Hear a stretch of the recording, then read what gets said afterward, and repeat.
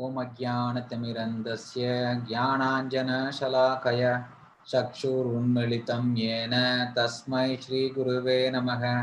श्रीचैतन्यमनोभीष्टं स्थापितं येन भूतले स्वयं रूप कदा मह्यं ददाति स्वपदान्तिकं।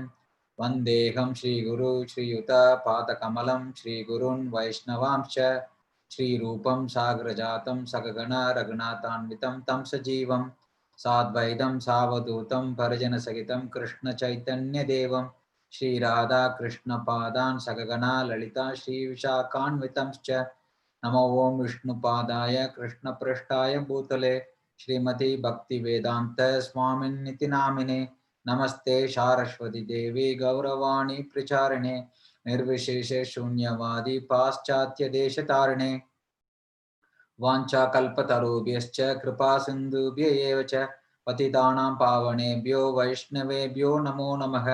नमो महावदन्याय कृष्णप्रेमप्रदायते कृष्णाय कृष्णचैतन्य नामिने गौरतुषे नमः। पञ्चतत्त्वात्मकं कृष्णं भक्तरूपस्वरूपकं भक्तावतारं भक्ताख्यं नमामि भक्तशक्तिकं। हे कृष्ण करुणा सिन्धो दीनबन्धो जगत्पते गोपेश गोपिका कांत राधा कांत नमोस्तुते।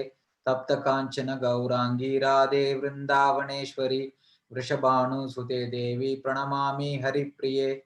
जय श्री कृष्ण चैतन्य प्रभु नित्यानंद श्री अद्वैत गदाधर श्रीवासादि गौर भक्त वृंद। हरे Krishna Krishna Krishna Hare Hare Hare Rama Ram Ram Hare Hare. Hare Krishna. Again, welcome to our weekly study of Bhagavad Gita. So we are in session 9. So we are actually covering an introduction to Bhagavad Gita or a thematic study of Bhagavad Gita. So in the first few sessions, we saw the importance of human life, and then we saw that how Vedas are the privilege for the human society. And then we saw that based on the Vedas, especially the sum and substance of all Vedic literature is coming from Bhagavad Gita. Because Bhagavad Gita is also known as Gita Upanishad. Upanishads are the philosophical concluding portion of the Vedas. There are totally different divisions. There are 4 books of Veda: Rig Veda, Yajur Veda, Sama Veda, and Atharva Veda. These 4 books again contains many subdivisions. So totally all the 4 books contains 1160 or 1160 subdivisions or sakas. So again, this Vedas contains 4 divisions, meaning 4 categories of teachings. One is called Samhita. Generally, the Vedas means people refer to the Samhitas, the prayers, offered to various personalities. So the second categories of Vedic literature, Vedic Vedas contains the second category of knowledge is Brahmanas. Brahmanas are the ritualistic portion, using those prayers which is offered in the Samhitas, how to worship various personalities. And then the third is called Aranyaka. Aranyaka is the esoteric explanation of the prayers and worship. And then the fourth category is called Upanishad. Upanishad is the philosophical or concluding portion of the Vedas. That is why Upanishads are called Vedanta. Veda means knowledge. Anta means conclusion or end. The conclusion of all the Vedic knowledge is presented in Upanishads. So the essence of all the Upanishads is mentioned in Gita Upanishad. That's why Shankaracharya in the glorification of Bhagavad Gita, Gita Mahatmya, he mentions that Sarva Upanishada Gavo. If you consider all the Upanishads to be a cow, so we saw that how in order to milk a cow, so the essence of cow is to give milk. In order to milk the cow, you need 2 things. One is the calf. Another thing is that you need the cowherd man who can milk the cow. So here Shankaracharya gives this analogy that if you consider all the Upanishads to be a cow, the transcendental cowherd by Krishna is the one milking these Upanishads, the cow. And who is the Vatsa or who is the calf? Arjuna. After Arjuna drinking the milk, so all the great learned sages and the devotees of the Lord, they are all actually, tasting this nectarian milk of Bhagavad Gita. This is how he glorifies Bhagavad Gita in Gita Mahatmya. So Bhagavad Gita gives the, the sum and substance or the essence of the entire Vedic literature. And then we saw that this Bhagavad Gita can be categorized, the knowledge within Bhagavad Gita, and Bhagavad Gita deals with 5 topics of knowledge. The first topic is Ishvara, knowledge of God. And then second topic is Jiva, the knowledge of the soul, Atma Gyan. And then third category of knowledge is called Prakriti, the material nature, the creation. And fourth category is time, Kala, eternal time factor, how time factor makes everything, move in this world. And then Karma, the laws of action and reaction, how the conditioned living entities in this world, for every action they perform, there is a consequent reaction. So the laws of karma. So in the past sessions, we saw this knowledge of God, knowledge of the soul, karma, prakriti, material nature, and then kala, and all these 5 topics we saw. So these 5 topics in essence gives, defines the problem. We started with, the human life is meant to solve the real problems of life. In order for a problem to be a real problem, it has to meet 3 criteria. It has to be common to all, no one wants it and nobody can avoid it. Based on that, we saw that Janma, Mrityu, Jara, Vyadi, Dukkha, Doshana, Darshanam. These 4 are the real problems of this world. In order to solve the real problem, right, there are 2 different approaches one can take. One is the symptomatic approach, or just treating the symptom. Another is the root cause approach, understanding the root cause of the problem and then solving the root cause itself. So Janma, Mrityu, Jara, Vyadi are the real problems. If in order to solve the real problems, one has to study systematically Bhagavad Gita. And after understanding that what the problem is, right, the problem definition is the one we in the past several weeks we saw, right? Why am I here? Why am I in this material world? If the spirit soul belongs to spiritual world, why am I in this material world? What actually is the real, problem? We saw that, right, living entities have been existing in the spiritual world. In the spiritual world, everything is Sat, Chit, Ananda. In the material world, everything is Asat, Achit, Nirananda. And then we also saw the characteristics of the soul is also Sat, Chit, Ananda. Hence, the soul belongs to spiritual world, not to the material world. But when the soul comes into the material world, it's an incompatible situation. It experiences duality, like right and wrong, good and bad, happiness and suffering, birth and death. All this duality the living entity is experiencing in this material world because it is not natural. If the soul belongs to the spiritual world, why we have come into this material world? That we saw last week in detail. Right? We saw that the soul have been existing in the spiritual world in harmony with the Supreme Lord by rendering service to the Lord. We saw that the characteristics of the living entity, the soul, the dharma of the soul is to love and to be loved, to serve the Lord with devotion. Love means, the choice of not loving has to be there. That means free will has to be there. Without free will, there is no question of, love. When I say I love somebody, the choice of not loving not loving that person has to be there. Otherwise, the love is not love; it's compulsion. So, hence, in the spiritual world, we all had that free will to love God and serve Him with devotion, or exercise our free will and become independent. If no one wants to exercise that free will and to become independent, what is the choice of having that? What is the point of having that choice? So, some living entities exercised that free will, and those living entities which wanted to enjoy independent of God, they cannot be in the spiritual world anymore because they will cause disharmony in the spiritual world. It is like how we saw in a city, if somebody is not following the laws of the land, if somebody is, causing trouble to others, those people has to be isolated from the society and they has to be sent to the correction facility or jailhouse.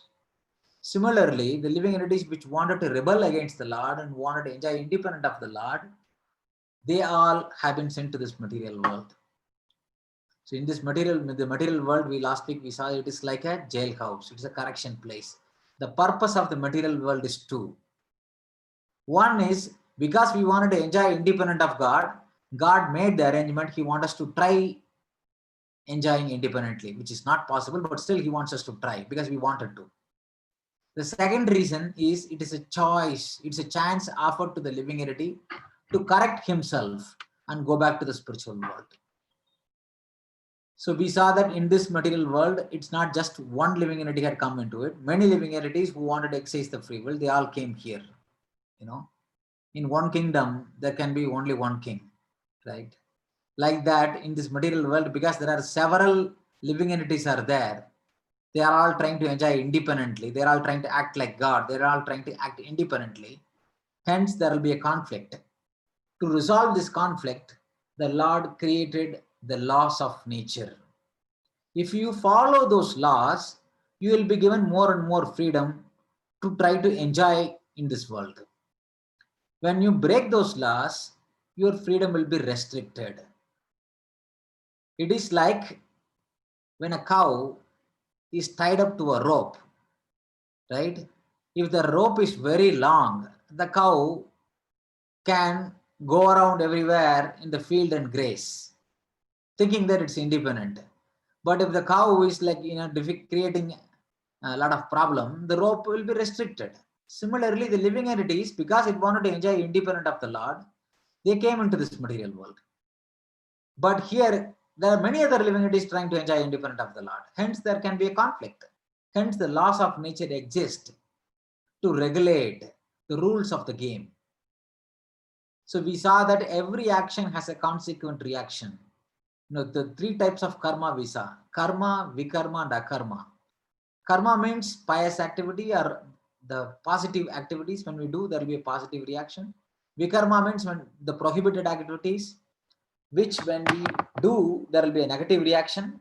These are all called papa and punya.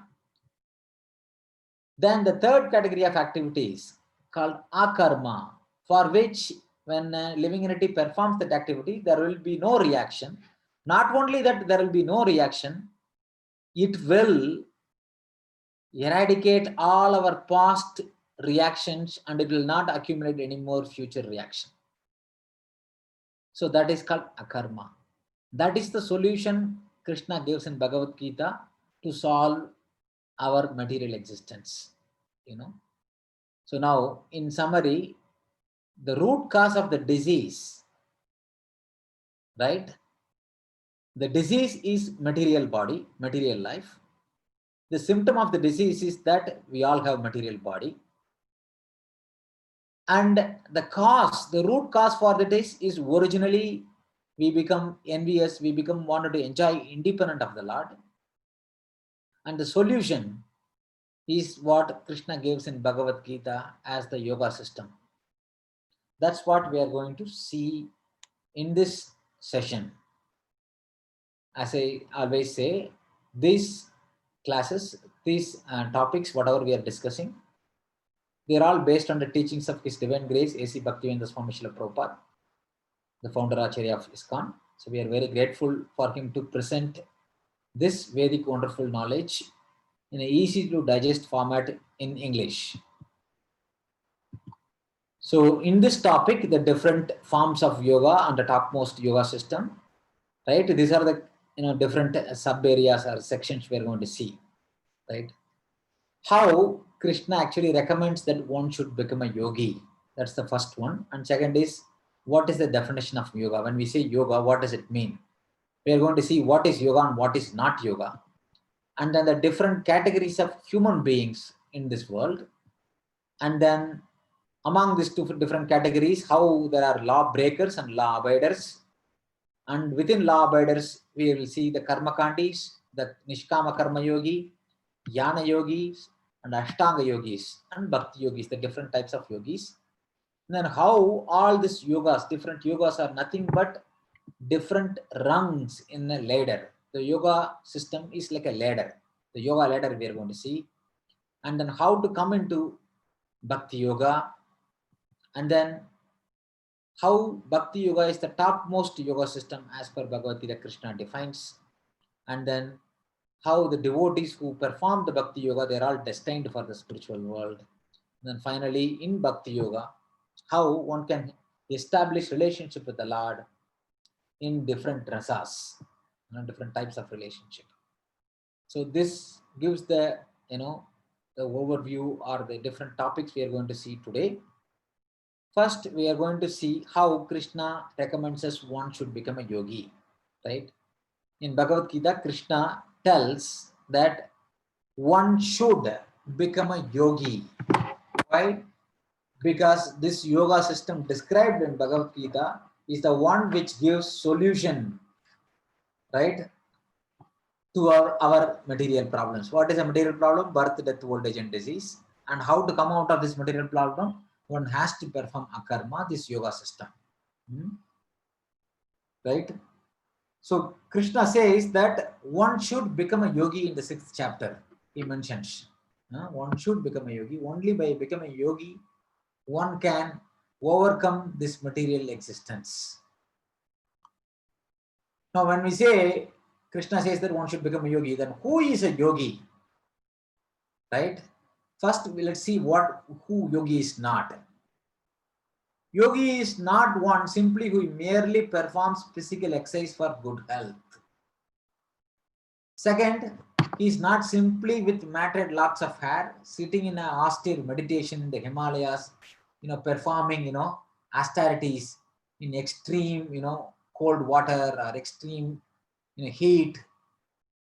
He's not the one who simply performs austerities, and he's not the one who actually some extraordinary power, he's not the one just who has some extraordinary power.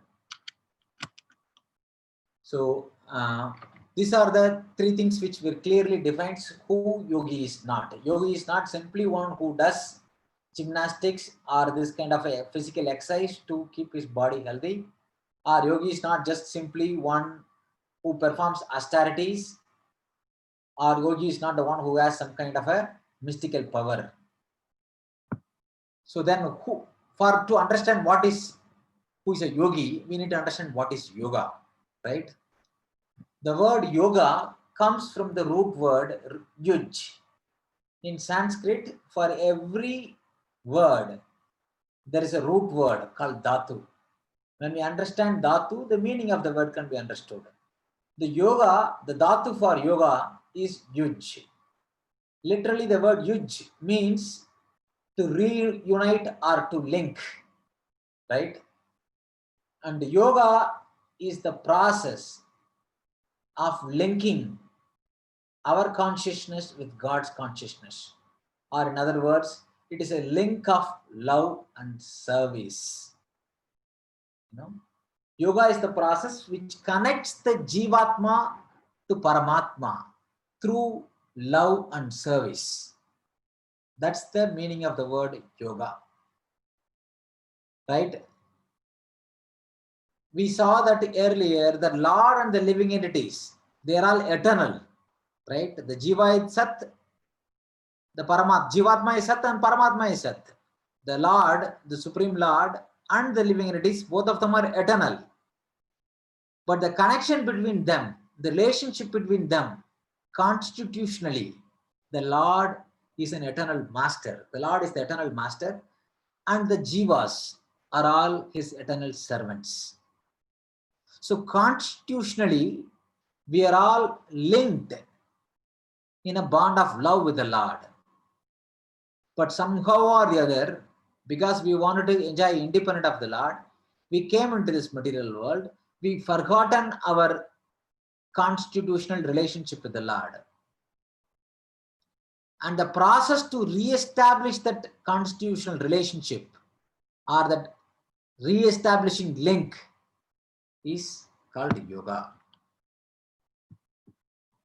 We saw that earlier how dharma means that which cannot be separated from something, or dharma means the intrinsic, inseparable characteristic of something, right? The dharma of sugar is to be sweet, dharma of water is to be liquid, dharma of fire to give light and heat. Similarly, the dharma of the soul is service, loving service, to love and to be loved. That is the intrinsic, inseparable characteristics of the soul. What is that cannot be separated from fire and sugar? We saw that from fire, light and heat cannot be separated. From sugar, the sweetness cannot be separated. From water, liquidity cannot be separated. Similarly, from the jiva, what cannot be separated? The service attitude. The constitutional nature of all of us is to always serve something. We are all always serving something. We are serving our family, serving our spouses, serving our country, serving the company, serving our community. We are always serving something because that is the intrinsic nature of the soul that cannot be separated. But unfortunately, in this material world, we are all trying to serve something which is temporary. Our object of service in this world are all temporary. Hence, when those object of service is taken away from us, we experience misery. But the constitutional nature of the soul is to serve eternally, permanently. For that, the love or the service has to be reposed towards an eternal object. So when we repose and reciprocate our loving devotional service to the Lord, we experience eternal permanent happiness. That is called Sanatana Dharma. The soul is eternal. The duty of the soul is called Sanatana Dharma. What is the duty of the soul? Is to love and to be loved. To render loving devotional service to the Lord. Right? So that is the Dharma of the living entity. Only when we repose our loving and service propensity in the Supreme Lord, then only we can find real fulfillment and happiness. Otherwise, we will experience this so-called temporary happiness and suffering in this world.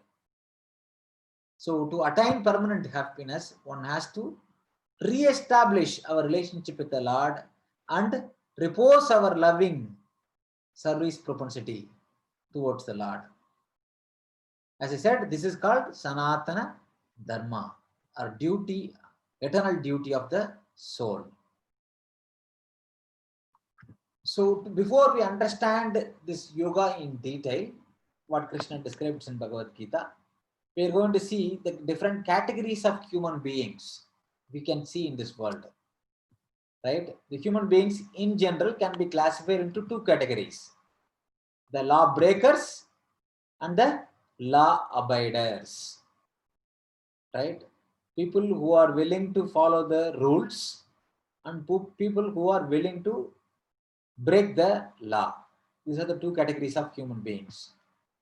Within that law abiders, again, according to Vedic literature and according to Bhagavad Gita, there are 4 subcategories. Within that, the first category is karmis. And within that karmis, there are 2 types of karmis: sakama karmi and nishkama karmi. So we're going to see about all of them in the upcoming slides in detail. But this is just in summary the 4 law abiders, the karmis. The second category is called jnana yogis. And the third category is called ashtanga yogis, and fourth category is called bhakti yogis. So these are the 4 type of law abiders, right? The first category, the law breakers, right? They are nothing but sophisticated 2-legged animals. At most, it can be sophisticated. And the second one, sakama karmis, they are somewhat on the human platform. They are not neither animals, or they are not fully acting according to the full capacity of the human beings. They're somewhat on the human platform. We will see about them in the upcoming slides. And then the 3 to 6 categories, right? The Nishkama Karma Yogi, and then Jnana Yogi, Ashtanga Yogi, Bhakti Yogi. The remaining 4 categories, they are all various types of yogis. These are the different classification human beings can be classified in this world. In broad, the lawbreakers and law abiders. Within law abiders, again, karma yogis, jnana yogis, ashtanga yogis, and bhakti yogis. And then among karma yogis, again, sakama karma yogis and nishkama karma yogi. So overall, human beings in this world can be categorized into these 6 categories: lawbreakers, sakama karmis, nishkama karmis, jnana yogis, ashtanga yogis, and bhakti yogi. Now we will see about the law breakers. Who are the law breakers? The law breakers are the one who does not have any belief in God. Not only in belief in God, rebirth, or karma. They do not believe in anything, right? Neither in God, neither in the rebirth of the soul, or the concept of karma, right? They think that enjoying in this world is the goal of life, right? And they work really hard for that. They, all in all, is simply life is the goal of life is to simply enjoy the senses to its fullest extent, and that is the goal of life. And then they will do anything and everything to achieve that purpose, right? Because they don't have understanding of the concept of karma, the concept of rebirth and past life, they do not discriminate between piety and sin. As long as you are happy, as long as you are enjoying something, it doesn't matter whether it's sinful or pious, doesn't matter. Simply you do, right? Just do it, right? Do not care for anything else, right? Because there is no future, there is no next life, there is no past life. There is, enjoy your life to the full extent. That's what they say. Hence, they do not discriminate between piety and sin. Because they are not discriminating, they are just propelled by their desire to enjoy their senses, right? How the animals are simply gratifying their senses, they are trying to survive through eating, mating, sleeping, defending. They are also trying to do sophisticated eating, mating, sleeping, and defending, right? So hence they are nothing but two-legged animals, right? And then the next category we saw is that the karma kandis are the sakama karmis. Right? Kama means desire. Sakama means with desire. Nishkama means without desire. Sakama karmis are the one, they engage in different activities with a desire to enjoy the fruits of their work, right? So they are simply the fruity workers, people who are eager to enjoy the fruits of their labor, right? Compared to the lawbreakers, they are superior because they are regulating their sense enjoyment. They will not do anything and everything to simply enjoy their senses. They will follow some rules, right? They will discriminate between right and wrong, and they will try to enjoy in a good way, right? This is the difference between sakama karmis and then the lawbreakers. So they, on what basis they do and do not do activities, they follow the injunction of the Vedas, right? The certain portion of the Vedas actually, again, the Vedic knowledge can be again divided into 3 divisions: Karma Kanda, Jnana Kanda, and Upasana Kanda. Karma Kanda is the divisions of the Veda which describes various rituals. When one perform, they can fulfill their desires by worshipping various devatas. If you really want a good health, one should worship Surya. If you really want good knowledge, one should worship Saraswati, right? If you want to enjoy, right, in a higher planet, one should worship Soma, the moon god. Like that, there are only one. If you want, somebody wants a very beautiful wife, you should worship Devi. Or if somebody wants a handsome husband, that person should worship Lord Shiva. Like that, the Vedic knowledge, the Karmakanda portions of the Vedic knowledge, they give prescriptions, different prescriptions to fulfill different material desires through various rituals. They, instead of acting whimsically and independently, right, the Karmakandis, right, unlike the law breakers, right, they don't act whimsically or independently, right, they follow some regulation. At least they accept the authority of the scripture, the Vedas, and then they worship the Devadas. They are actually they submit themselves to the authority of the Devatas, right, because they are dependent on them. Because they are willing to subject themselves to the authority of the Vedas and demigods, they will make gradual progress to understand the real purpose of life. But it may take very, very long period of time, right? Sometimes it might take several lifetime. Bhagavad Gita Krishna says, right? Manushyanam sahasreshu kaschit yadati siddhaye yadatam api siddhanam kaschin mamveti tatvatah, right? Of thousands of men, right, even to get a human birth, it is very rare. We saw that after going through 8 million species of life, finally one will come to human form of life. It's very, very rare to attain human form of life. Even within among human beings, right, of thousands of human beings, hardly anyone is trying to attain perfection. Krishna says, of thousands of human beings born, millions and millions of human beings born, right, hardly anyone is trying to achieve, right, attain perfection. Of thousands of those type of people who are trying to attain perfection, hardly one attains perfection and hardly one knows in truth who Krishna is. This is what Krishna says. Manushyanam sahasreshu kaschit yatati siddhaye yatatam api siddhanam kaschin mam vedi tatvataka. In truth, right, literally nobody can, come to understand who Krishna is. That's what Krishna says, right? So it might take several lifetime, to come to the understanding of what is the goal of life,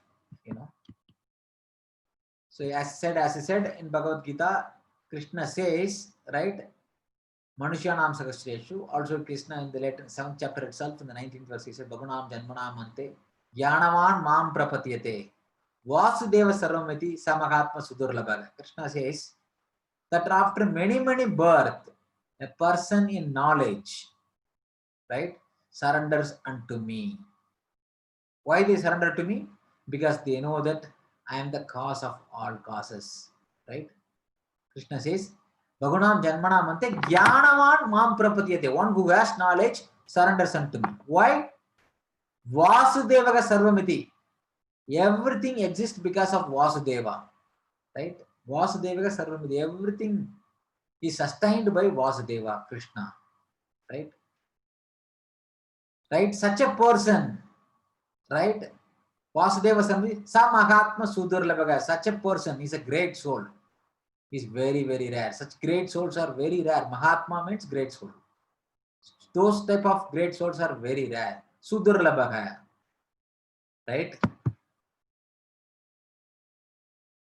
So Krishna tells further in the 9th chapter that the people who are trying to enjoy in this material world, the karmakandis, trying to fulfill their desires, are people who are trying to enjoy the fruits of their work or labor, they are simply prolonging their stay in the material world. They are not trying to get liberated from the clutch of birth, death, old age, and disease. They simply prolong their stay in this material world because they are trying to enjoy by worshipping various devatas and various karmakanda portions of the Vedas, various rituals and pujas and various things for enjoyment. They are unintelligent, Krishna says. Why unintelligent? Because they are not actually attaining the full goal of human life. Your full goal of human life, full purpose of human life is to rise above the struggle for eating, mating, sleeping, defending, and solve the real problems of birth, death, old age, and disease. Because they are not doing it, they are unintelligent. Krishna calls them like that in Bhagavad 9th chapter of Bhagavad Gita. So this is about sakama karmis, or people who are willing to follow the rules to enjoy their senses, or people who are attached to the fruits of the work. The next category is called Nishkama Karma Yogi, right? So now from this section onwards, now they are called yogis because they have some concept of spirituality, and then they have some concept of the supreme, and they're trying to link all their activity to the supreme. So they are called Nishkama Karma Yogi, right? A Sakama Karma Yogi, right, one who follows the rules, Sakama Karmi, who follows the rules to enjoy the fruits of the labor through various rituals and worships and whatnot, right? He actually understands eventually that this material enjoyment is futile, right? They are not permanent, right? Whatever enjoyment I'm trying to get, they're temporary. But in fact, this enjoyment, they further cause suffering only. They entangle me only, right? So gradually, because they're willing to follow the authority of the Vedas, they will come to the realization, right? When they study the scriptures, when they study under Guru, when they inquire while following the rules of the karma kanda for the enjoyment, they realize that this material enjoyment is only futile. Ultimately, they result in suffering only, right? But at the same time, he will not be able to give up the action because if I stop working, if I stop acting, how can I sustain my body? My body cannot be maintained. In order to maintain the body, right, one has to do something, right? At least one has to stay in this world, one has to breathe. By breathing also, we are affecting other living entities. In the process of breathing, we can kill many other living entities, right? So he realizes that the enjoyment in this material world is ultimately suffering only, right? It makes us to continue in this material world only, right? So because he knows that this is a futile attempt, and then the suffering comes because of the attachment to the fruits of the work, right? So I'm attached to the fruits of the work. If I don't get that fruit, I experience misery. He realizes that attachment to the fruit of the work is the cause of suffering. Hence, he develops slowly detachment to the fruits of the work as well, right? Slowly, slowly, he comes to the platform of being detached from the fruits of the work. He will do work because it ought to be done, because it's prescribed duty, but he is not attached to the fruits of the work. When a person is doing his prescribed duty, but it is not attached to the fruits of the work, he is called Nishkama Karma Yogi, right? Krishna actually explains in Bhagavad Gita, right, the principles of this Nishkama Karma Yogi, right? Karmanyeva adhikaraste ma phaleshu kadachana ma karma phala hetur burma te sango akarmani. Right? This is the famous verse everybody knows, everybody quotes. When you ask Bhagavad Gita, what is Bhagavad Gita? Most people quote this verse. Karmanyava eva adhikaraste ma phaleshu kadachana, he says. Right?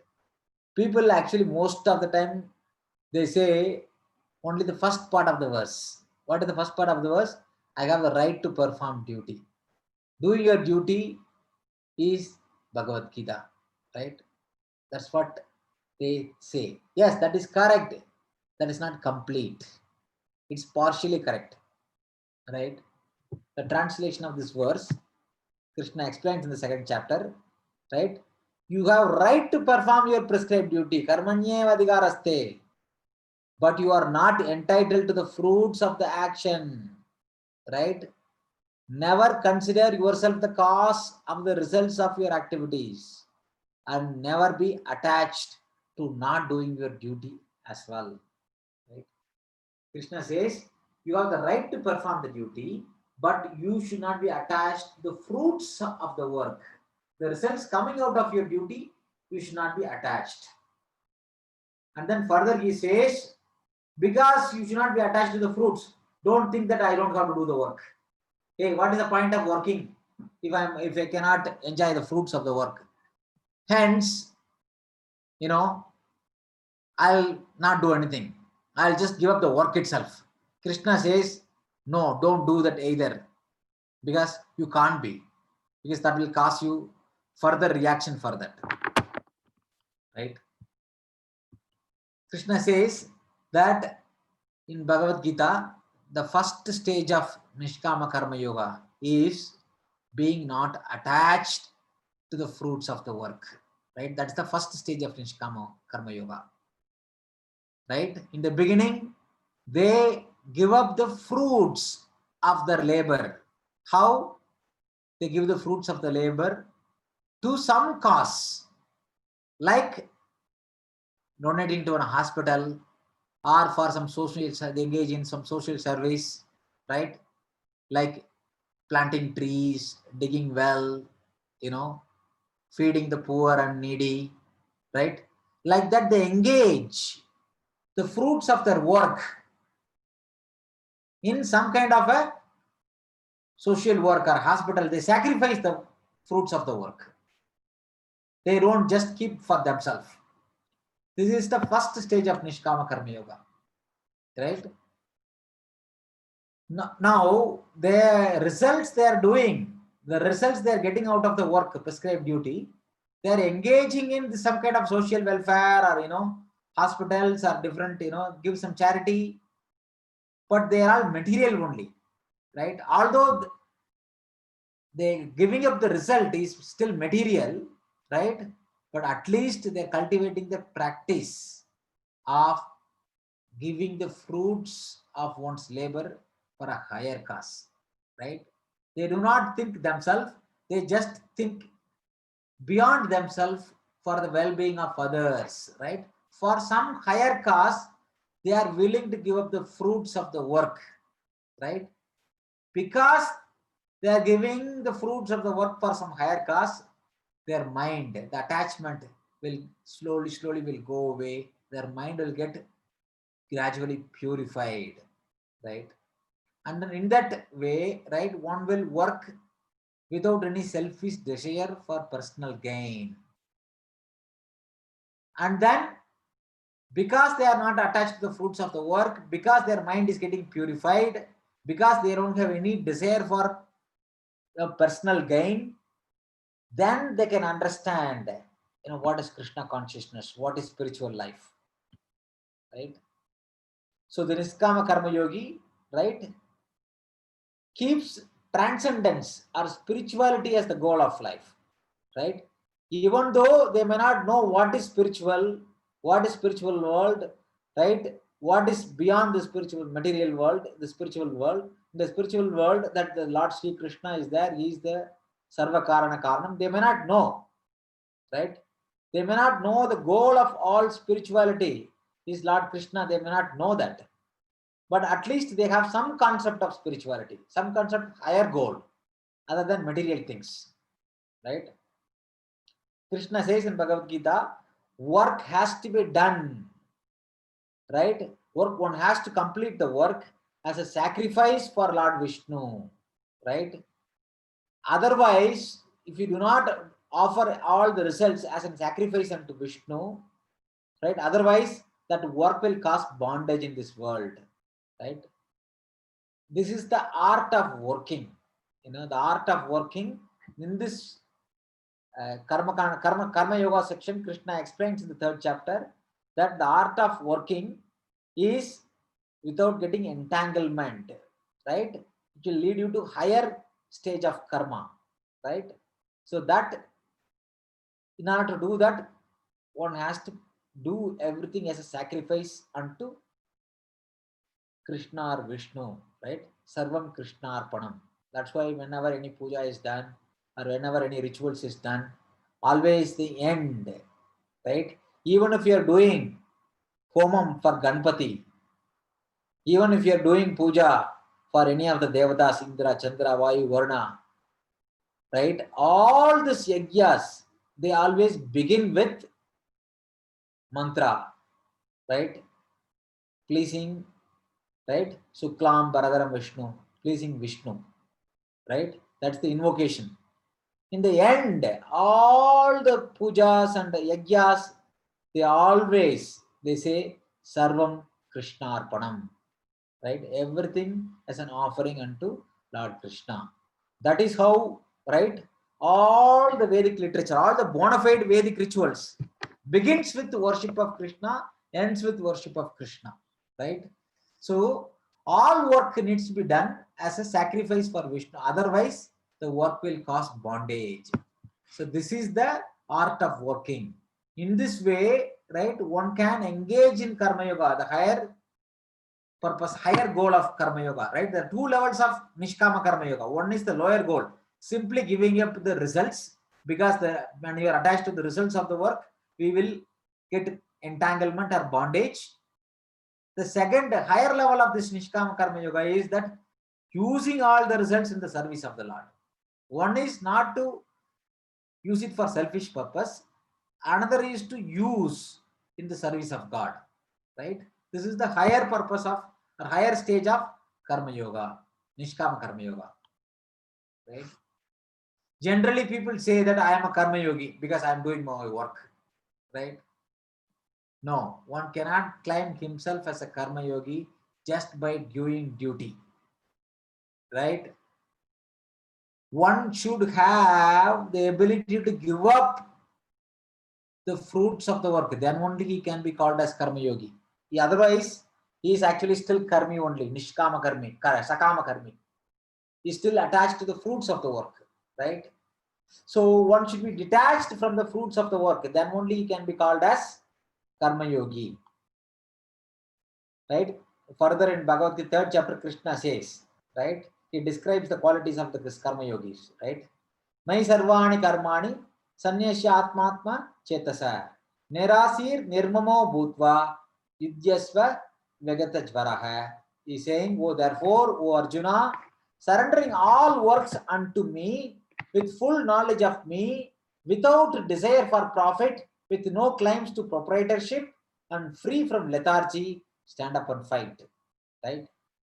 So, because we should not be attached to the fruits of the work, that doesn't mean that one should become lazy and not do the work itself. Krishna is very clearly telling, hey, you should give up all the fruits unto the work, all the fruits of the work unto me. At the same time, you should not just become lazy and not to do the work. You should continue to do work with full endeavor, but you should not be attached to the fruits of the work. Then you are a Nishkama Karma Yogi, right?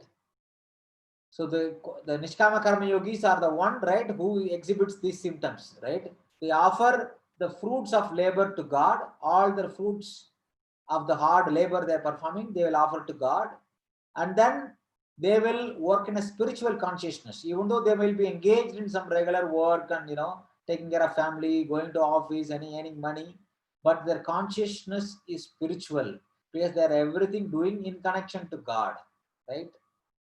And then they are always detached from the fruits of the labor, and then they give up the sense of proprietorship, right?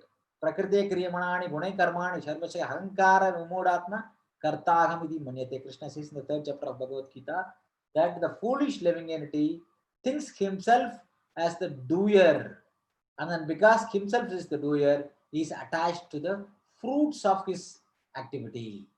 That is foolish, Krishna says, right? That is because of his illusion. He thinks that he is the doer, right? And then this Nishkama Karma Yogi, as I said, he does not become lazy. Oh, I should not be enjoying the fruits, hence I will not do the work itself. No. They actually engage in the prescribed duty without any laziness, with a sense of purpose to please God. They engage in service of the Lord, right? They work without any laziness, right? Gradually, right? Because the Karma Yogi, because he is working under the authority of the Vedas, because he has the desire to give up the fruits of the work, he is being detached from the fruits of the work, right? They get higher understanding. What is their higher understanding? Something beyond this world is there, right? In this material world, everything is temporary. Only thing which exists permanently in this material world is spirit. Hence, there has to be some existence for the spirit souls beyond this material world, right? That spiritual world should be Sat Chit Ananda. So the next type of categories of human beings is Jnana Yogis. First we saw the law breakers or the sophisticated people with animal propensities. The second categories we saw Sakama Karmis or Karmakandis, people who enjoy the fruits of the work but by following certain laws. Then we saw Nishkama Karmi, people who give up the attachment to the fruits of the work. They being detached from the fruits of the work. They are called Nishkama Karma Yogis. Then the next category is called Jnana Yogis. Who are they? Because people try to find out that something other than this world has to be there. Something other than this material existence has to be there. Right? They try to find out what is that something. How do? They do by the process of negation. Right? They understand that their body is temporary. There is something other than this body has to be there. What is that? They reject. Oh, that is not my eyes. That is not my nose. That is not my ears. That is not my body. Right? They go through this process of negation. Neti, neti. Right? Na iti. Na iti means not this. Right? They go through this process of neti. Neti means not this. Na iti. Right? They, by rejecting everything material, they try to find out what is that unchanging, permanent, eternal thing. What is that absolute truth? When somebody is trying to go through this process of negation and try to find out what is the absolute truth, he is called a Jnana Yogi. Yeah, Nishkama Karma Yogi, when he keeps on giving up the results, right? Ultimately you will think, who is the ultimate beneficiary of all the work I am doing, right? Who is the ultimate beneficiary? When he asks the question, he will come to level of spirituality, right? He is called Jnana Yogi. When one tries to find the absolute truth which is beyond this material world by the process of negation, he is called Jnana Yogi. And Jnana Yoga is the process of trying to understand the absolute truth. What is the absolute truth? Absolute truth is the one when it is known, everything else can be known, right? Absolute truth is nothing but that truth. When we understand, everything else can be understood, because we know that absolute truth is the source of everything, right? That is called absolute truth. And then they try to understand this absolute truth by cultivation of philosophical knowledge, right? By going through various philosophy of negation, various philosophy of analytical study, they cultivate this knowledge. That's why they're called Jnana Yogis. And the Jnana Yogis also understand the absolute truth as impersonal. They think that ultimately the truth is some impersonal Brahman and it is formless, and that is the eternal spiritual reality, right? That is the existence of the spiritual world. They understand, right, that beyond this material things, there is eternal spiritual thing is there, right? And that spiritual thing is called Brahman, right? Which is formless, which is eternal, right? That is what their understanding is, right? Spirituality means Brahman. That's what they think. But further, they say some of them might wish, right, to merge into that spiritual identity, merge their spiritual identity with the Brahman, right? They want to merge into that Brahma Jyoti. They want to merge into that light of effulgence coming from the Brahma Jyoti, right? And for that, they perform several austerities, right? And then go through this scrutinizing study of the Vedic scripture, and then also go through this word jugglery, right, to understand what is what, right? In Bhagavad Gita, Krishna explains that this path of Jnana Yoga, this path of worshipping this impersonal Brahman is very troublesome. It's very difficult. It's very difficult and troublesome. That's what he says, right? Klesho adhiga tarastesam avyakta asata chetasam avyakta ki gadir dukkam dehavadbir avapyate. He says that for those whose mind are attached to the unmanifested impersonal feature of the Supreme, which is called Brahman, advancement is very troublesome. To make progress in that discipline is always difficult for those who are embodied. When somebody is attached to the body, when somebody is in the living in the bodily conception of life, for them attaining Brahman is very, very difficult because their mind will be always bringing them back to bodily concept of life. Hence, for them to make progress in this path to attain Brahman is very, very difficult and cumbersome, Krishna says, right? It's very, very difficult and cumbersome. So the next type of yogi, the Jnana yogi, is the one who seeks, knowledge of the absolute truth, right? The next is Ashtanga yogi. Ashtanga yogi is the one, right? Not only he has developed renunciation through Jnana yoga and perfected the Nishkama Karma yoga. Now, right, he understands that mind is always wavering because mind gets attracted to the sense objects, right? When the mind is attracted towards or agitated by the sense objects, right, then I will not be able to reach the goal of life. Then he realizes that mind has to be controlled. To control the mind, right, he performs various exercises, various sitting postures, various breathing techniques, right, breathing exercises, right, asana and pranayama he learns, right, and then through which he try to control the mind. They're called Ashtanga yogis. Ashtanga yogis, right? The process is some meditative process to control the mind. It is a mechanical meditative process to control the mind and the senses. And ultimately, he has to focus his concentration on the Supreme, right? This is the goal of Ashtanga Yoga. It is an eightfold process, right? This Ashta Anga. The Ashtanga Yoga is called Dhyana Yoga. It is also called Dhyana Yoga. This Ashta Anga means, Ashta means 8, Anga means limbs.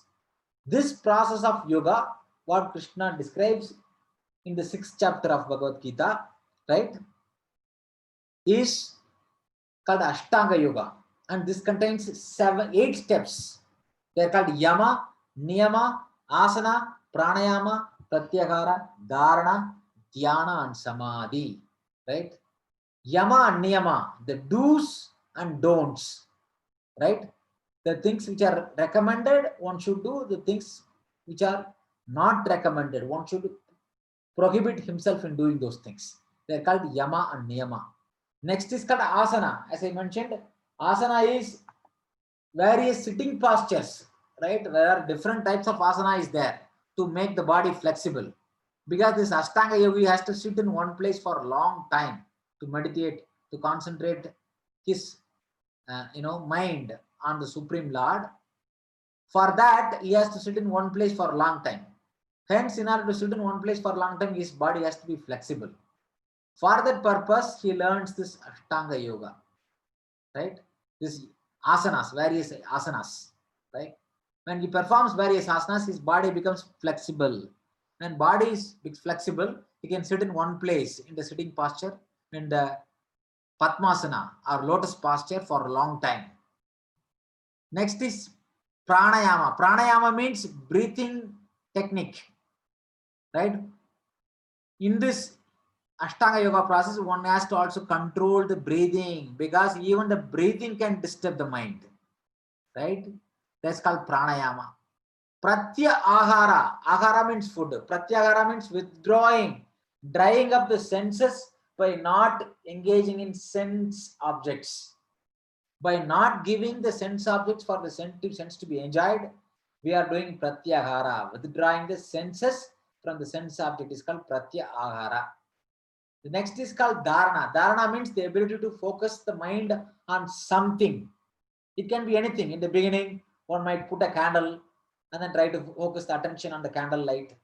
Or one might put a black dot and then try to focus on the black dot, right? These various ways one tries to concentrate the mind on something. That is called dharana, right? It is like the sun rays are coming from sun planet, right? In a diffused manner, it spreads across the world. But if you take a lens, right? If you put the lens under that sunlight, that sunlight can be brought into a focus, and that focused light can eventually start fire, right? If you put a paper and then you take the lens, right, the convex lens, and then you show it in the sun, and then the sun rays will get, right, assembled in one point, the focal length point, like a small dot. That small dot has the ability to produce intense heat. That heat can start the fire, right? That fire, you should know the cause of that fire is sun. The same sunlight, if you put a paper in the sunlight, you will not be able to start the fire. But if you put the same sunlight under a lens, the sun rays can be brought into one focus and it can start the fire. Similarly, when the Ashtanga yogi focus his mind, right, completely on the Supreme Lord in the heart, that is the perfection of Ashtanga yoga, right? So when he focuses his consciousness on the Lord in the heart, Paramatma, it is called dhyana. When that attention, that meditation is uninterrupted, unbroken for any reason, that uninterrupted, unbroken meditation on the Supreme Lord in the heart, is called samadhi. So these are the 8 stages of Ashtanga yoga, right? Initially, this Ashtanga yogi follow the strict code of conduct, and then they practice, right? This is some kind of physical and breathing exercise, asana and pranayama, and then they try to meditate using this by controlling the mind and the body. They try to meditate on the Paramatma, the Lord in the heart, right? Whenever the unwanted disturbing thoughts comes, he will deliberately drive away those thoughts, right? Because the mind will keep on bringing newer and newer material desires, but he knows that the goal of life is not any of this material enjoyment. The goal of life is to attain God. To attain God, I need to focus, right? This yogi, Ashtanga yogi, right, he will focus his concentration on the Lord in the heart, right? So when his mind is wavering, he will bring the mind back, right?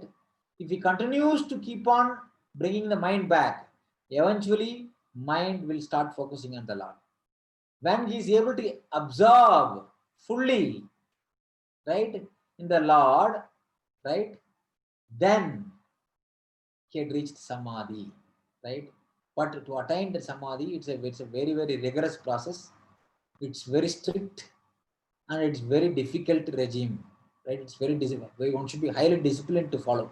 Otherwise, it's not possible, right? When the Ashtanga yogi performs, right, this type of yoga, by controlling his senses, controlling his mind, right?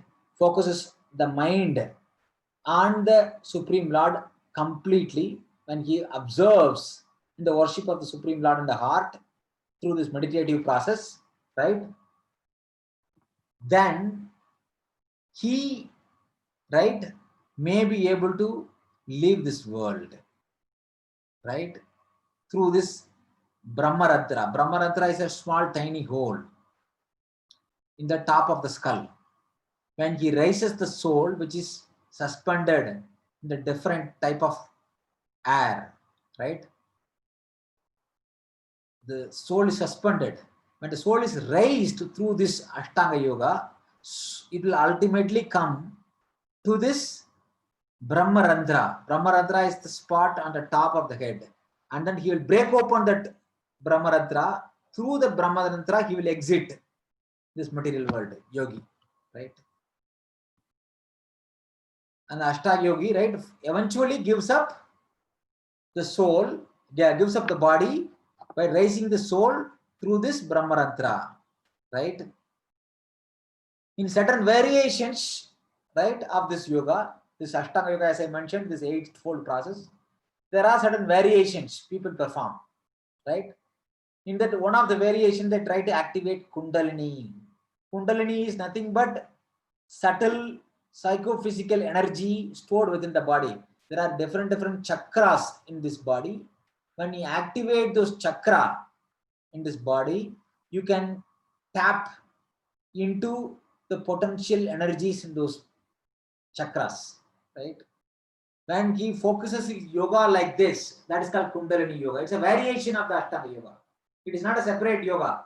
It is nothing but a variation of this Ashtanga Yoga. In broad, according to Bhagavad Gita, there are only 4 types of yoga.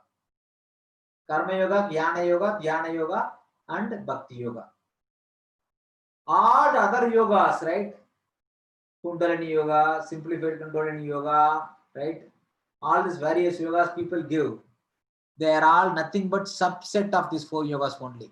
Usually this Kundalini Yoga and various yogas, people teach, they are all nothing but subset of the Ashtanga Yoga only, right? This trying to awaken the Kundalini, if one is not very careful, right, he will get trapped by this Shakti he is able to possess by activating the chakras. You will lose the focus. You will lose the sight of the ultimate goal. Ultimate goal of human life is not to just attain some type of, siddhis or mystic powers. Ultimate goal is to get liberated from this material world, attain spiritual world, and engage in loving devotional service unto the Lord. That is the ultimate goal. So when they perform this type of Kundalini Yoga, they get distracted from the actual goal and they get allured by the power produced by this yoga, by this Ashtanga Yoga. So that is one of the danger in this path. Right? Often strict practice of Ashtanga Yoga awards the yogi with certain extraordinary power, right? When somebody performs this Ashtanga Yoga in a very rigid, disciplined manner, right? They will get some siddhis, right? Ashtamaga siddhi, right? They are all mentioned in the Patanjali's Yoga Sutras, right? They are called Anima, Lahima, Mahima, Prapti, Ishitva, Prakamya, right? Vashitva, and Kama Vasayuta, right? These are different types of siddhis one can attain, right? Like one can become lighter than the light, one can become the small, heavier than the heavy, one should become smaller than the small, right? They can become, when you lock up a yogi in a room, one can become very small and come through the keyhole in the door of the room. Or one can become very, very light, right? Lahima. That means one can actually become lighter than the air, one can become lighter than water, one can walk on water. Or one can, manifest according to their desire. They can manifest one thing, they can manifest a thing according to their will. For example, right? Just by this power, they can just manifest nice pomegranate from Afghanistan right here in the room. You can, through manipulation of this material energy, they can manifest one thing from another, one place to another place, right? They can take some kind of a object from one place and make it manifest in another place, right? And then, right, one should be able to, one can control and read the mind of others, right? Like that, various type of siddhis one can get by performing the Ashtanga Yoga. But these siddhis are nothing but distraction, right?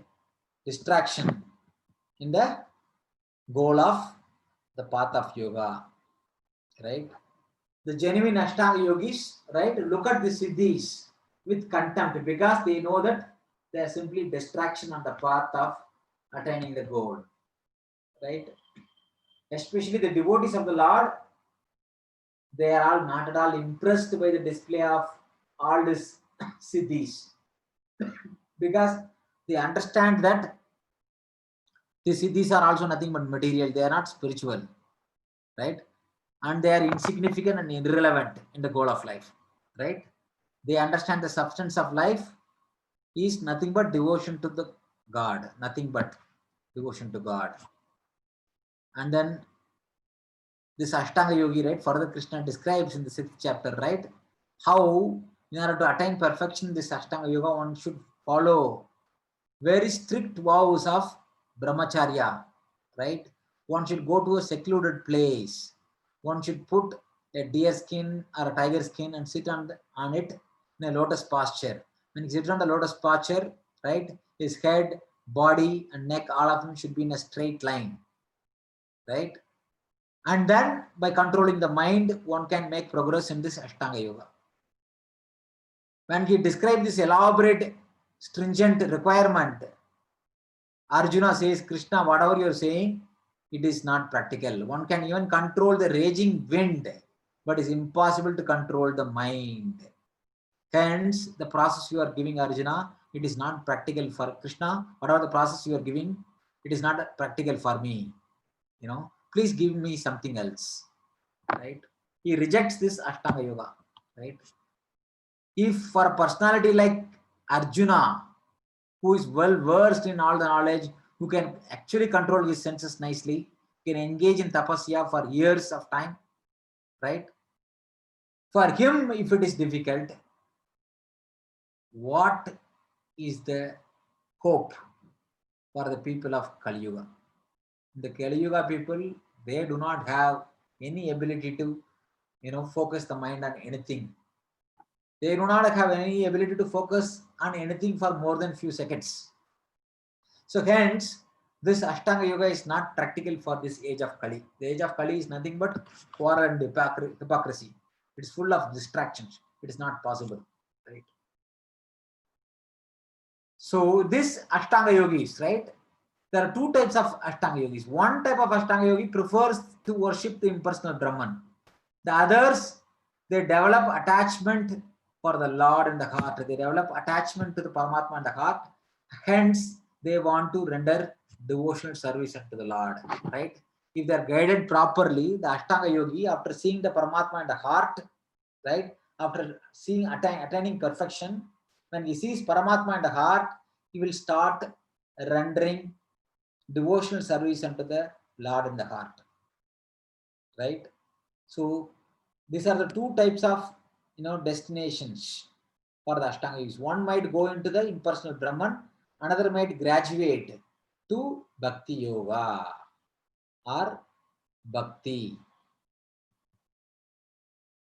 So this Bhakti Yoga is the yoga of selfless ecstatic love for God by rendering devotional service unto Him, right? It involves engaging all the senses of one in the service of the Lord.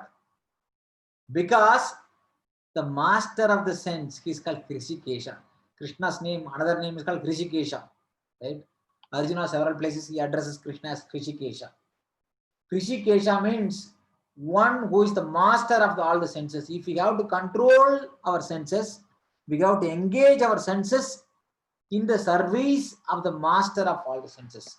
Krishikesha, Krishikena, Sevanam. Right? It is mentioned in the scripture that Krishikena, Krishikesha, Sevanam. Sarupadi Vinirmuktam, Tatparatvena Nirmalam. Right? It is mentioned that one should give up all false designation and then engage nothing but devotional service to the Lord, because he is the master of all the senses, Krishikesha. By engaging the senses in the service of the master of all the senses, Krishikesha, right? Krishikesha, Krishikena Sevanam, Bhaktir Uchate. That becomes devotional service, right? This Bhakti Yoga is transcendental to all material designation. It purifies our heart. When we perform Bhakti, it purifies our heart, right? And senses as well. And then it arouses true love for God, pure love for God within, right? Prahlada Maharaja, right? The 5-year-old boy in Srimad Bhagavatam 7th canto describes what this Bhakti Yoga is. Bhakti Yoga can be discharged through 9 limbs. The 9 limbs are the 9 types of Bhakti, Navavida Bhakti. He describes in Bhagavatam, right? What is the description he gives? Prahlada Uvacha, Shravanam Kirtanam Vishnu, Smaranam Padasevanam, Archanam Vandanam Dasyam, Sakyam Atmanivedanam. Iti Pumsharpita Vishnu, Bhakti Chain Navalakshana. Kreta Bhagavadyata Tanmanye Aditam Uttamam. He is telling, Prahlad Maharaj says, hearing and chanting about the transcendental holy name, form and qualities, paraphernalia and pastimes of Lord Vishnu, remembering them, serving the lotus feet of the Lord, offering the respectful worship with 16 types of paraphernalia, offering prayers to the Lord, becoming his servant, considering the Lord as one's best friend, and surrendering everything unto him. In other words, serving him with body, mind, and words. These 9 processes are accepted as the pure devotional service.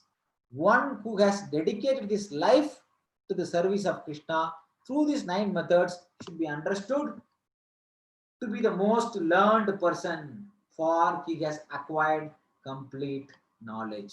So these are the 9 types of bhakti one can engage. Navavida Bhakti, the 9 type of activities one can perform in bhakti. Navavida Bhakti. This chart below gives, right, these 9 types of bhakti, the meaning, and then the names of the devotees who attained perfection by this process, right?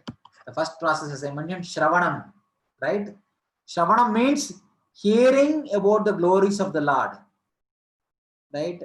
The example of a devotee who attained perfection just by hearing, Parikshit Maharaj. Parikshit Maharaj, when he was cursed to die in 7 days, right, by the bite of this, Takshaka, snake bird, when he was cursed to die in 7 days, right, immediately he renounced the kingdom, went to the bank of Ganges, sat there, and then he made the inquiry to all the sages, and all the sages assembled there, right, appointed Sukadeva Goswami, the 16-year-old son of Vyasadeva, as the authority to answer his questions.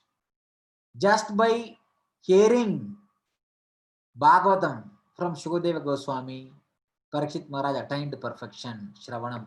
The next, as I said, is Kirtanam, speaking or singing about the glories of the Lord, right?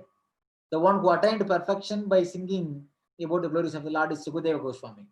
Just by reciting the entire Bhagavatam, which is nothing but glorification of Krishna and his avatars, right? He attained perfection. Smaranam, the example of a devotee who remembered the Lord and attained perfection is Prahlad Maharaj, right? When Prahlad, by his father, was thrown into a pit of snake, thrown from the top of the hill, thrown under the mad elephants, right? When he was pierced with like sharp weapons, right? When he was put in fire, None of them affected because he was constantly remembering, being absorbed fully in the remembrance of the Lord. By Smaranam, right? Prahlad Maharaj attained perfection. Next is Archanam, worshipping the deity of the Lord. Example is Prithu Maharaj. In the Bhagavatam, the story of Prithu Maharaj is mentioned. How Prithu Maharaj attained perfection by worshipping his deity. Right?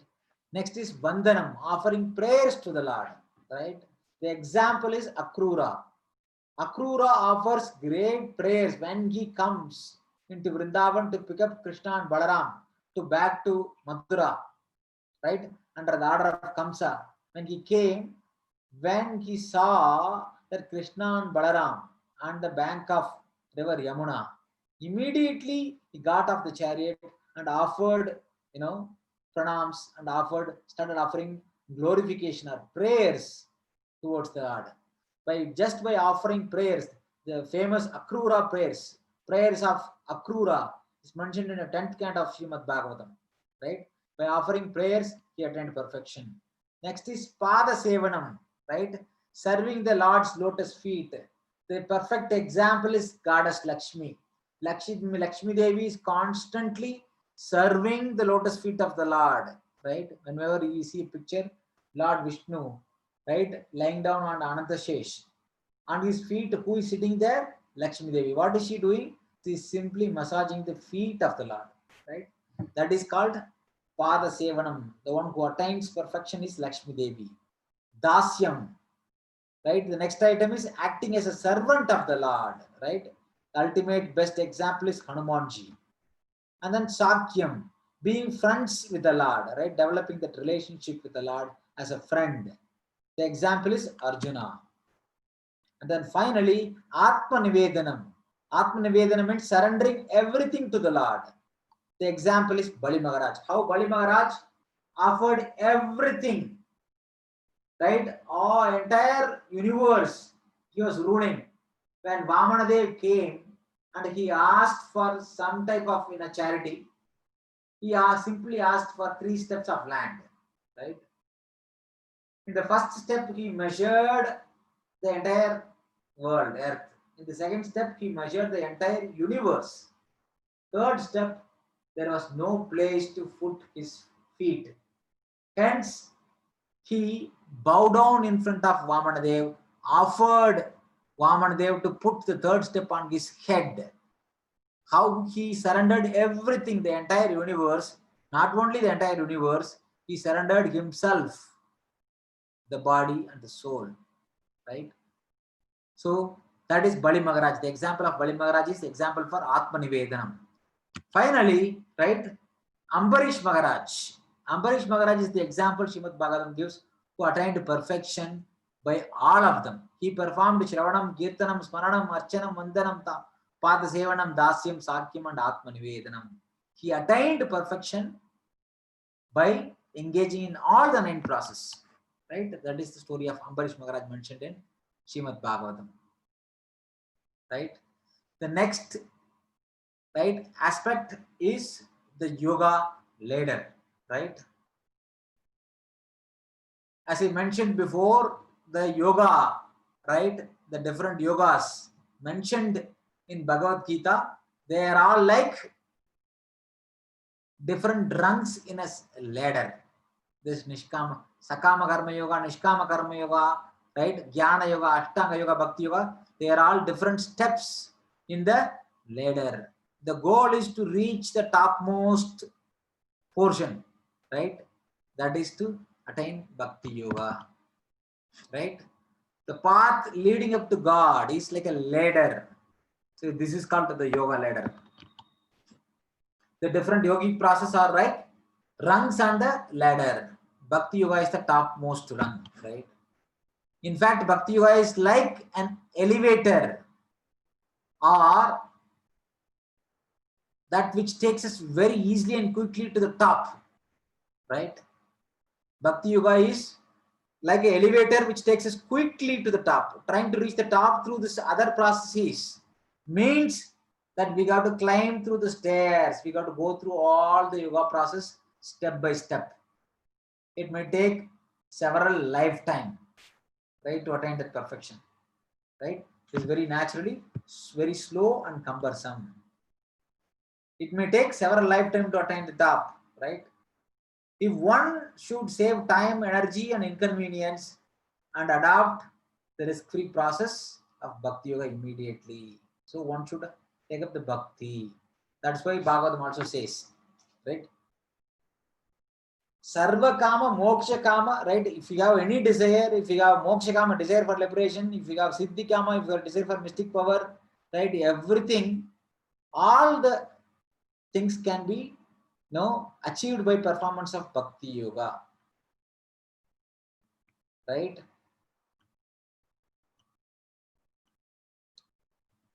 So duplicate slide, right? The different methods of attaining Bhakti Yoga, right? One is the gradual method, right? From Karma Kanda, one graduates to Nishkama Karma Yoga, from Nishkama Karma Yoga to Jnana Yoga, from there to Ashtanga Yoga, and then finally attains Bhakti Yoga. This is the gradual method. It is like taking the stairs, right? Next is Bhakti Yoga, which is the direct method, right? It is like taking the elevator. Devotional service in Krishna consciousness is the direct method. It is like if there is a 50-story building, if you want to reach to the top, there are two ways. One is through go through the staircase. Another is through go through the elevator. Going through the staircase is a very cumbersome and tedious process, but going through the elevator is a direct process, right? Direct method is like taking an elevator for going up instead of walking up all the stairs, right? And then how one can come to Bhakti Yoga, the example of how even the people who are on the animalistic platform, people in all walks of life, they all can come to Bhakti. And then how the Bhakti is the topmost yoga system, right? According to Bhagavad Gita. And then how the devotees, bhaktas are destined for the spiritual world. And then how by attaining the spiritual world, one can establish the one can establish the relationship with the Lord in one of these rasas, right? The different types of rasas one can have with the Lord. So different types of relationship one can establish. These, 4 or 5, the 4 topics we will see next week, along with the application of this yoga system in our practical life. So we will come to stop. I'm little over time. It's already 6:40. We'll stop here. Any comments, any questions at this point of time about the different processes of yoga, right? Karma yoga, Jnana yoga, Ashtanga yoga, and Bhakti yoga. Bhakti is topmost. I have a quick question, Swamiji. Are siddhis and tantras the same? The supernatural. Are siddhis and tantras are the same, like the supernatural powers people use to impress others? So they are nothing but technique. Okay. Tantra literally means technique. So Tantra, the personality who is the master of all the tantras is Lord Shiva. Okay. And there are 2 types of tantras. One is called left-handed, another is called right-handed. The left-handed is tantra, is black magic. Black magic is always performed for one's own selfish reason with the intention to harm others, right? That is called left tantra. Whereas the right-handed tantra, left-handed tantra, right-handed tantra is the tantra techniques through which one can elevate spiritually in consciousness, right? This is tantra techniques. Whereas Ashtanga yoga, when we perform this 8 folds of yoga, one can get various mystic powers, right? The power attained through this Ashtanga yoga, they also can gain through Tantra also. Tantra is a process and technique similar to Ashtanga yoga. Okay. Does it make Thank sense? You. Yes, it does. So they can be used for both negative and positive results. Yes, the Yeah, left-handed thank tantra you. and right-handed tantra is there. Left-handed is the black magic. Right-handed is the one to elevate the consciousness. Okay. And Lord Shiva in the various Puranas, right, gives this various tantras, the techniques. The ultimate of all the tantras is the ability to worship the deity of Vishnu or Krishna. It's called Pancharatra. It is defined. Okay. Thank you. Thank you, Swamiji. Tantra means literally the word technique. Yes. Okay. And then Siddhi means perfection or powers, mystic powers.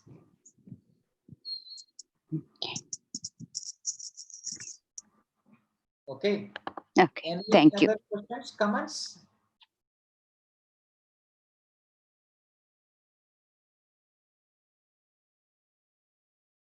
If not, we will come to conclusion. Thank you very much for taking your time and attending these sessions on Bhagavad Gita. I can assure you that this will bring transformation in your life, transformation in consciousness when we study Bhagavad Gita systematically. How Arjuna got the transformation, the same way if we approach Bhagavad Gita, we will also get transformation. Thank you very much. We will see you next week. Hare Krishna.